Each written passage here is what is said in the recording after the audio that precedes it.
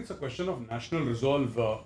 I think where we suffer is that all of us as a nation, we get excited and do all this burning, etc. for 72 hours, then tempers cool down, and then it's business as usual.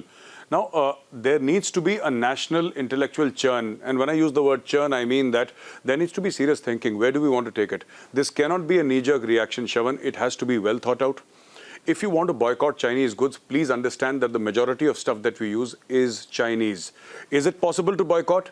Yes. But let's not do it without a plan. Make a plan, hammer the Chinese, so that we don't, you see, once you boycott something, once you say that we are not going to use this ever, then don't backtrack and say that, like Pakistan has been doing. Pakistan said, no trade with India. And after 2 weeks, it says, hello, can we have some medicines, please? It doesn't work like that. So let's not be Pakistan, let's be India. Let's make up our minds. Today, Mr. Maheshwari came on my show. I was doing a show in Hindi, and Maheshwari Saab came, and he's the head of a traders association all over India.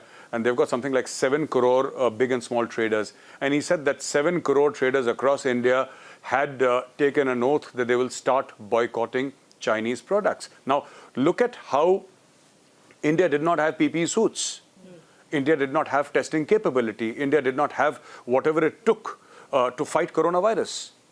But once it was not available, we managed in 3 months' time. Today we're doing so many. I think 2 or 3 lakh tests are being done every single day. We have become the second largest manufacturer of these PPE suits.